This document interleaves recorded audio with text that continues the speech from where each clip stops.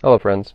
About 6 months after my amazing third eye experience, which I go into detail in another video, I was hospitalized and diagnosed with schizophrenia, bipolar disease, and mania. What happened to me, as I found out later, is what many have called Kundalini syndrome, or a spiritual emergency. Now I'm sharing this as a warning so that others can avoid this thing that happened to me.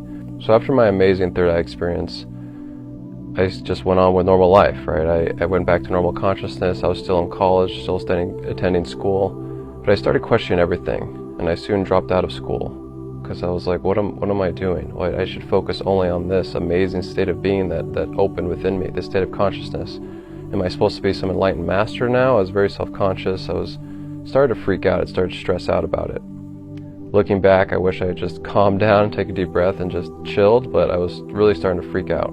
I kept it to myself because I feared apathy from friends and family, so I didn't really share it, I didn't really open up about it, and kept it all with myself, and started to become very paranoid. And I believe when my third eye opened, I kind of awakened some siddhis, as they say in yoga, or some psychic powers or psychic abilities.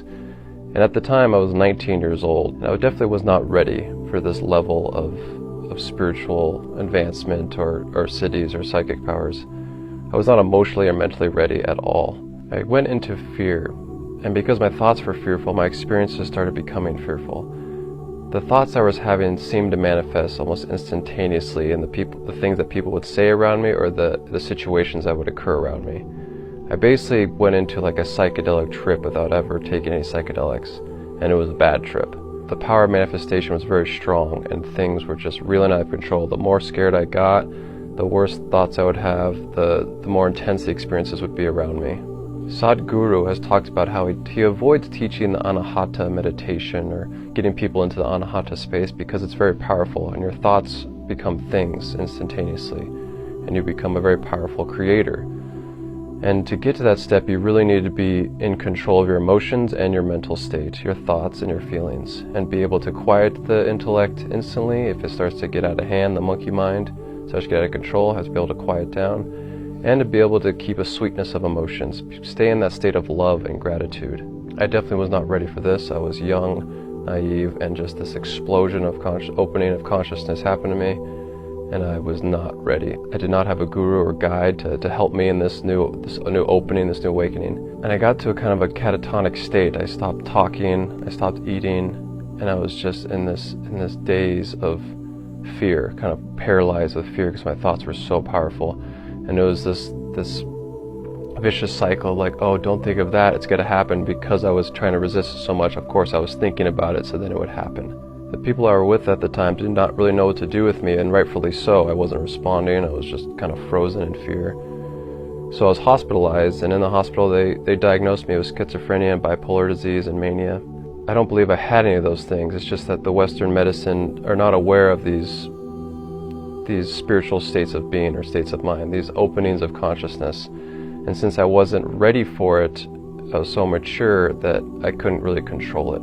In Patanjali's Yoga Sutras, Patanjali talks about there's 9 obstacles to the path of enlightenment, and one of them is called Paranti Darshana, which is hallucinations or getting stuck in a narrative in the mind. And this is definitely what happened to me, and I got hit it with like a brick wall. I had this narrative in my mind, the superstitions, this fear about what was happening to me, what was going on, just pure paranoia, and it was like a really bad trip. And Western medicine does not consider such things as spiritual emergency or psychic awakenings. There exist spontaneous, non-ordinary states that would in the West be seen and treated as psychosis, treated mostly by suppressive medication. But if we use observations from the study of non-ordinary states, and also from other spiritual traditions, they should really be treated as crises of transformation, or crises of spiritual opening, something that should really be supported rather than suppressed. If properly understood and properly supported, they are actually conducive to healing and transformation. That is from Stanislav Grof.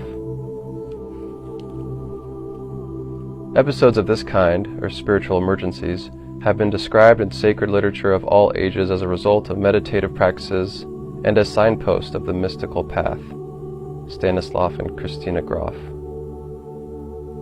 Gopi Krishna, in his autobiography, Living with Kundalini, when he had an amazing Kundalini experience, at first it wasn't amazing, it was very frightening to him, and he describes it in depth in his book.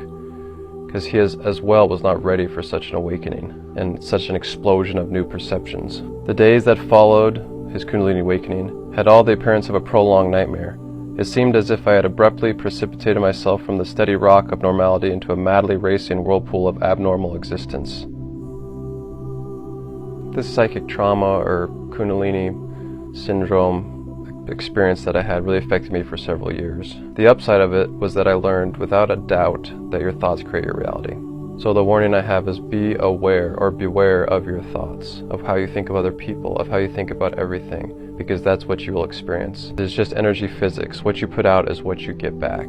Reality is a mirror. So if you send out bad, negative, frightening thoughts, it's exactly the experience you're going to get. So become aware of your thoughts, and through practice of meditation and mindfulness, control your thoughts and let go of the ones that go to the dark side. Another warning is don't push yourself too quickly into these expansive states of awareness if you're not ready. I was very eager as a young student, and I was kind of grasping for it, and that's not the way to do it. You should be a surrender, and you should have a foundation of love and gratitude. I did not have that base of sweetness of emotion, of simple love. I was kind of desperate and reaching and wanting, and that's coming from the ego. And because of that, I hit a wall and totally spiraled downwards. The unfolding of your advancement will happen at the pace that it needs to. Do not push it too quickly. Two of the most famous spiritual masters in our known history, right, is Jesus, Yeshua, and the Buddha. And both of them, there are stories of them being tempted to use their new awakened awareness and powers, right, from the ego. Jesus was tempted by the devil in the desert 3 times, and Buddha was tempted by Mara as he sat under the Bodhi tree. These temptations are significant, and they serve as thresholds of moving from the individual will, the ego's fears and desires, and moving into the state of operating from the will of the one, the will of the whole, working for the best of everyone, the one spirit, and letting go of the individualistic thinking, survival thinking, fear-based thinking, and desire. This threshold or gateway into this next level, I definitely was not ready for, obviously. The experience was very humbling, which was good, and it gave me a very clear message of to be aware of your thoughts and to keep your thoughts in check. Do not let them run the show. I believe this is why in the yogic tradition there is such a strong emphasis of your teacher or guru and letting them help you in these situations and to gradually kind of lead you along the way so you don't too quickly open up these centers or these perceptions or these cities and then spiral out of control. So the advice is always focus on love, and what will need to happen will happen. You must have faith and trust. If you push too fast and too hard, that's coming from ego, and it's not going to go so well. At least it didn't in my experience. That's all I can speak of. Having said that, yes, of course, I encourage people to seek these experiences, seek these expansions. My third eye experience changed my life forever, and it was overwhelming and so amazing, so mind-blowing, so heart-opening, so melting, and just so I just swooned from it. You can't even describe it. The love that was felt. So of course I encourage people to seek these openings and awakenings, but from my experience is to do it humbly and at a pace that is natural to you, and to trust that things will unfold at the right time, and have the discipline to go through the necessary mind training, so that you're at a controlled state of equanimity, of peace, of love, so that you don't let your thoughts run off into fear or desire. Thank you.